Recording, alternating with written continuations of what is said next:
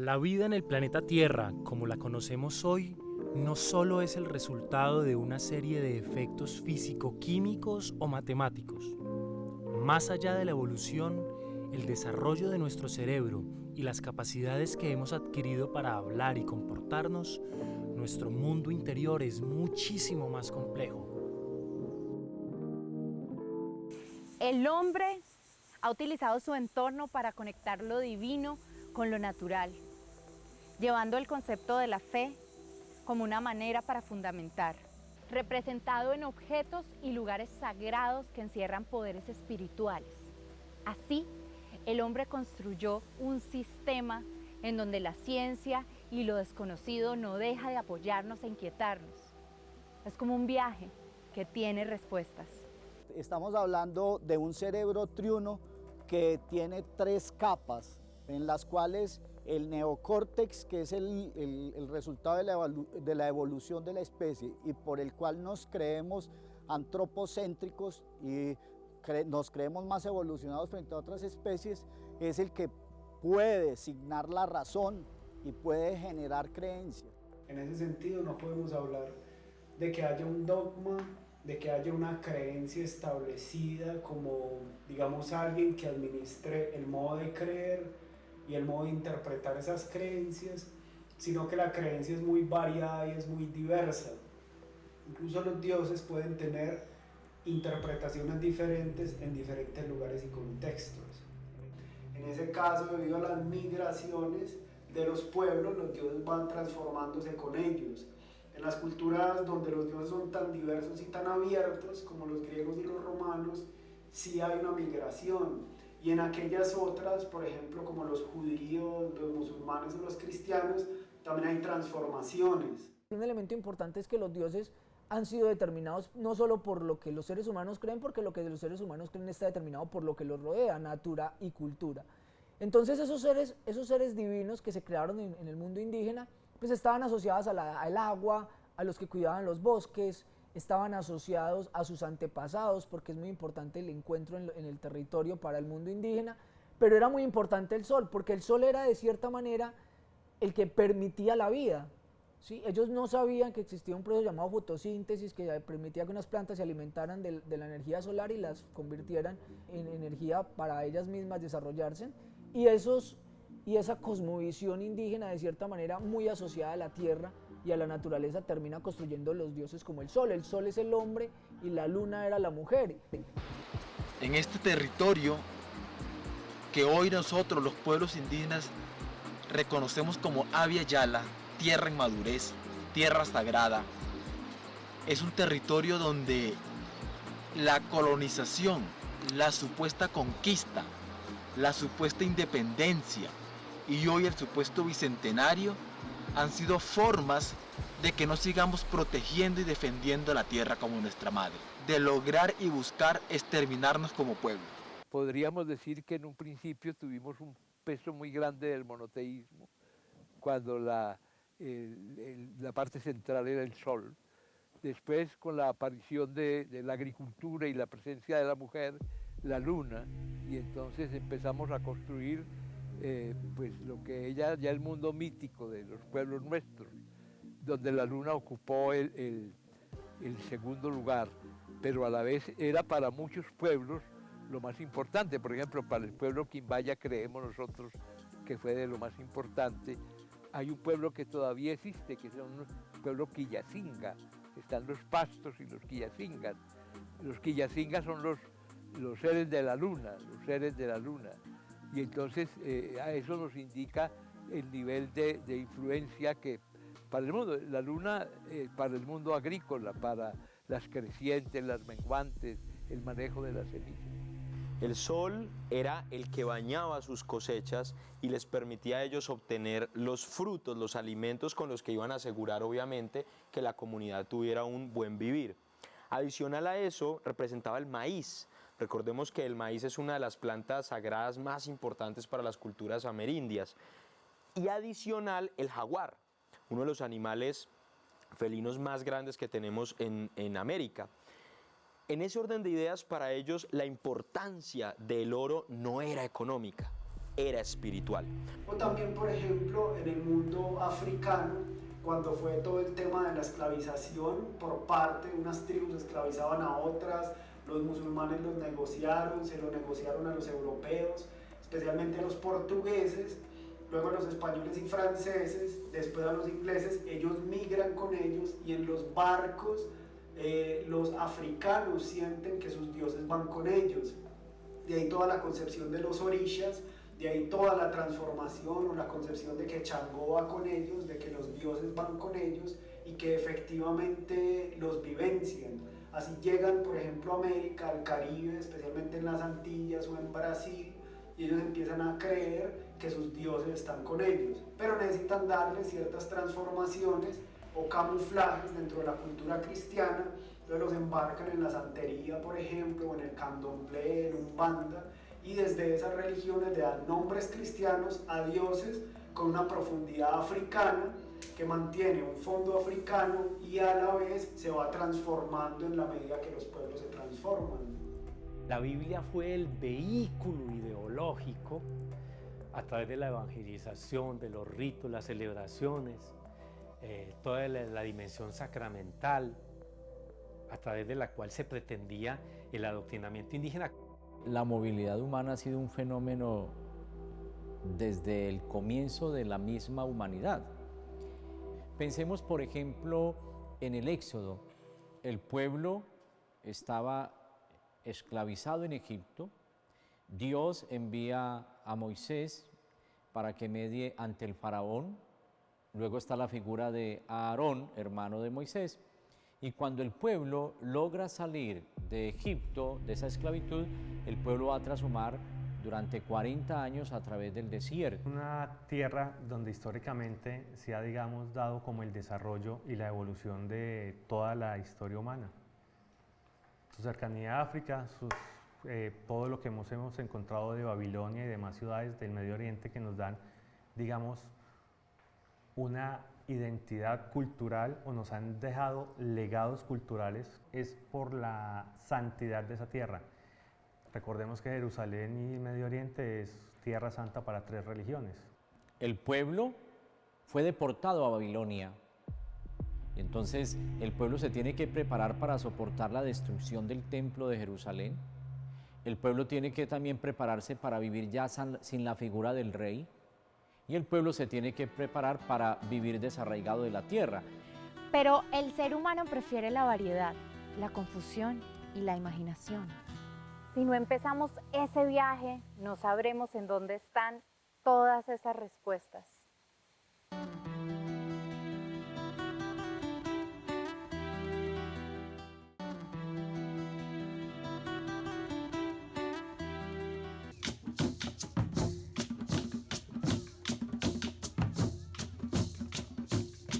Buscar la unidad en torno a una creencia sobre la divinidad es muy difícil, pues porque el ser humano de por sí le permite o tiene la capacidad de crear y de interpretar de acuerdo con sus intereses y sus factores culturales, sociales, hasta geográficos.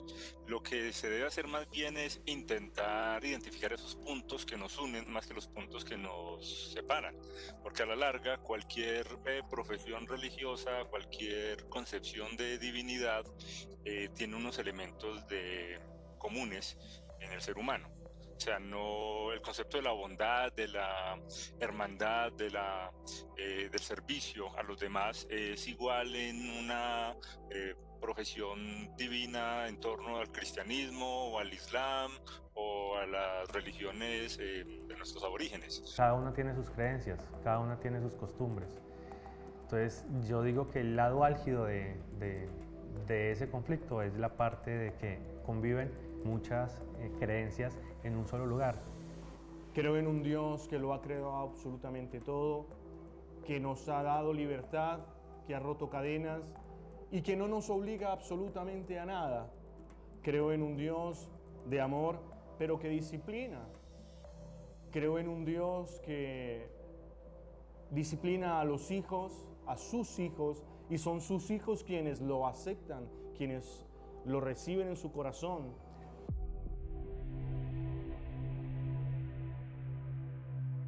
habían las culturas anteriores a los colonizadores, a los invasores, unas culturas también patriarcas y machistas, hubo un entronque patriarcal con todo esto que venía de la colonia, pero aún más, digámoslo de términos coloquiales, más brutal, porque vienen los españoles matando a los hombres, violando a las mujeres y robándose pues del oro y las tierras. Entonces, de ese cambio que veníamos de una u otra manera, de la mujer adorada como y representante de la madre tierra, que también ocupaba cargos políticos porque también eran cacicas, también tenían su poder, a estos señores que las asumieron fue como objetos sexuales.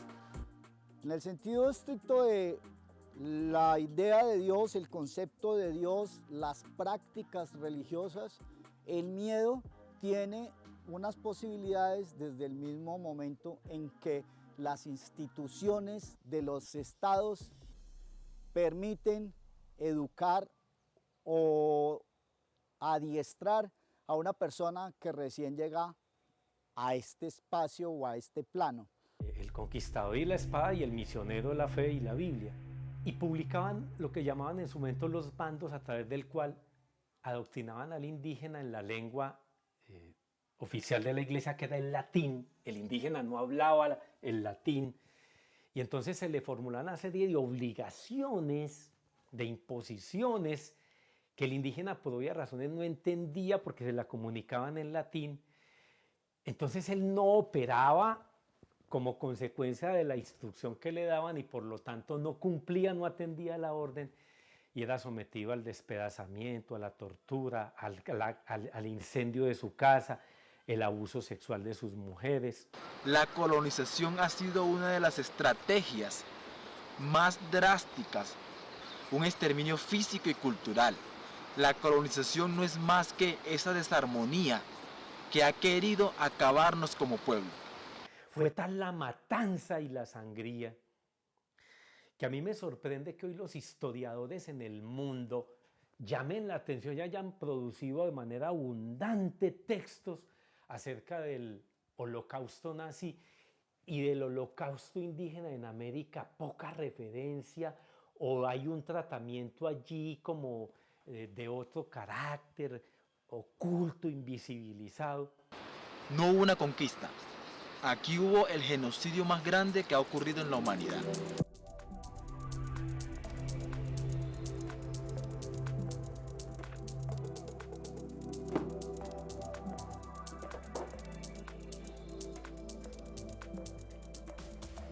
Las culturas no son solamente creaciones arquitectónicas. En cada plaza, en cada calle, en cada templo y en cada casa habitan también los mitos, las creencias, las tradiciones religiosas y las narraciones que los viejos mantienen vivos, ya sea a través de la tradición oral o de la lectura de textos considerados por ellos sagrados, que mantienen vivos a los dioses y las diosas de cada pueblo.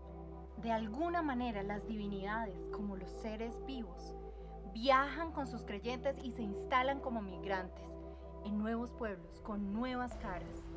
En la época de la conquista en América, cuando Cristóbal Colón llega a estas tierras de América, vienen con él un grupo de misioneros.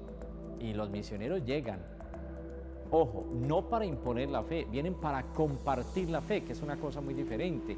Entonces nos permite identificar el mundo mítico, el mundo mítico es donde el mito se confunde con el ritual y tenemos que hacer el ritual para poder conservar el mito.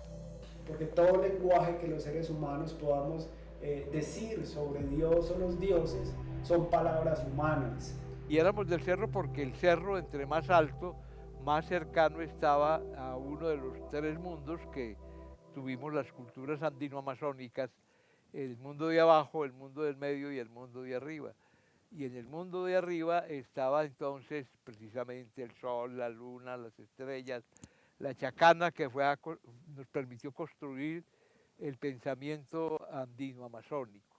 Es que muestra que el ser humano es una especie simbólica, que lo que nos diferencia de otras especies incluso no es la habilidad de hacer una cosa o de construir a través de una piedra o un cuchillo, o una herramienta a través de un madero, sino que lo que nos diferencia es que tenemos la capacidad de crear mundos imaginados, y eso solo es posible porque somos seres simbólicos.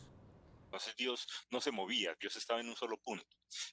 Para los indígenas, para nuestros nativos, e inclusive en algunas concepciones de Asia, pues Dios no está en un punto encerrado, sino que por el contrario se encuentra en muchas partes. Y se revela por múltiples formas, buscando lo trascendental en múltiples caminos.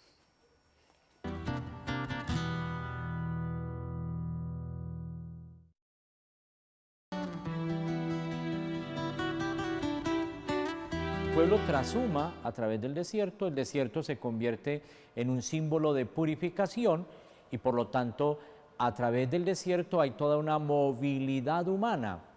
Entendemos que el ser humano es un ser para la transhumancia. Sin embargo, a pesar que es un ser para la transhumancia, el ser humano es un ser para la trascendencia. Creo que el hombre se enfrasca en una lucha absurda debatiéndose entre la ciencia o la religión, la fe o la racionalidad. Y yo he concluido en mi vida que Dios, que es dueño de toda ciencia y de todo conocimiento, porque así lo dice su palabra, no está desvirtuando el conocimiento y la ciencia para nada, pero me ha dado inteligencia y racionalidad para comprender desde lo que conozco ante la prueba irrefutable de que Él verdaderamente existe. La parte espiritual es un recurso psicológico para todos, independientemente de la religión en la que tú estés o la identidad religiosa que tengas. Siempre va a ser muy importante para todos los seres humanos tener esto como un aspecto primordial. Lo que yo he estudiado es que en muchas ocasiones ese que se convierte en un recurso psicológico es fundamental para que tú logres adaptarte y vivir en una sociedad distinta. Todo esto está inspirado en una espiritualidad del éxodo, del peregrinaje, o sea, del desierto y del exilio. De manera que es un ser que puede interpretar desde la fe la voluntad de Dios. Señor, ¿qué quieres de nosotros? ¿Qué quieres de este pueblo? Obviamente cada religión tiene una percepción diferente de lo que es ese espacio donde llegan las almas. El cristianismo está esperando el juicio final en el que justos e injustos serán premiados o castigados. Los egipcios, por ejemplo, pensaban que cuando alguien se moría tenían unos elementos muy similares al judeocristianismo, en el sentido de que se le presentaba al alma un juicio.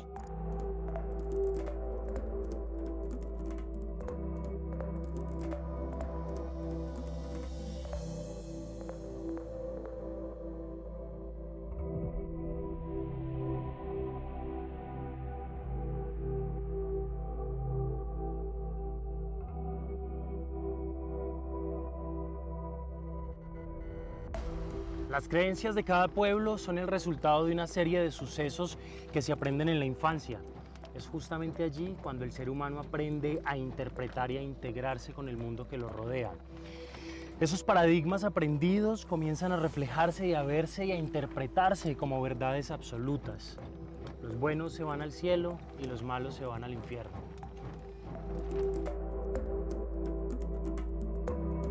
Nosotros traemos en nuestra genética miedos y tal vez por eso es que en la casa le dicen a los niños o les decían en otra hora que venía el coco y se lo llevaba, o que se lo iba a llevar un loco, o que se lo iba a llevar se lo iba a llevar cualquiera que no estaba, el diablo, o se lo podía, y si le rezaba al ángel de la guarda o al espíritu de la guarda, pues lo podía proteger.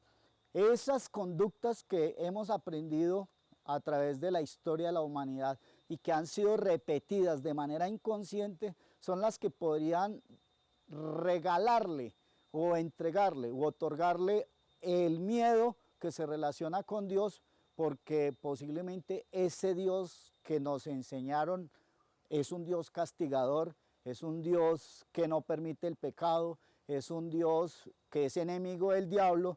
En tanto, siempre nos están diciendo desde el punto de vista arquetípico que nos estamos movilizando entre dos fuerzas, entre las fuerzas del bien y las fuerzas del mal. Yo creo que esa explicación metafísica de creer que Dios nos tiene preparado un sendero o que tenemos un karma, como dicen los orientales, y que no podemos escapar a ese karma, a ese destino ya prefigurado y preestablecido, es una forma de explicar el mundo y la realidad. O sea, todos somos criaturas divinas, todos somos parte de esa divinidad, y como piensan los hindúes, pues cada uno, desde la hormiga más pequeña o el animalito más pequeñito hasta la criatura más grande y magnífica que puede ser el hombre como especie, tenemos una chispa de Dios. El ser humano ya es divino. Por supuesto que también tiene una dimensión diabólica. Entonces es lo simbólico frente a lo diabólico. Pero no hay, pareciera que no hay esa línea sutil que separa lo natural de lo sobrenatural.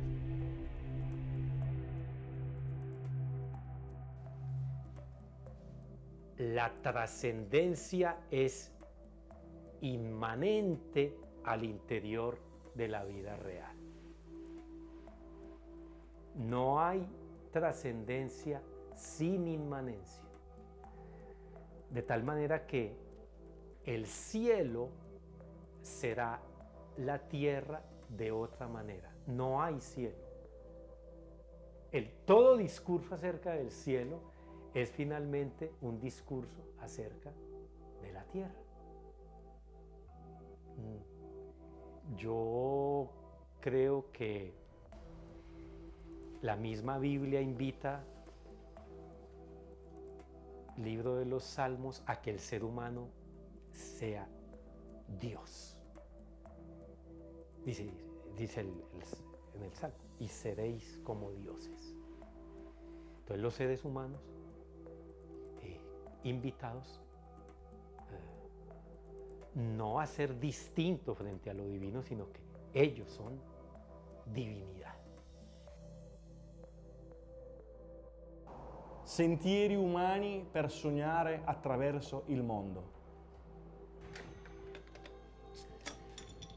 Más allá de lo que vemos, seguimos imaginando el mundo, soñamos con conocerlo, fantaseamos con el futuro donde posiblemente volvamos a lo sagrado desde lo digital.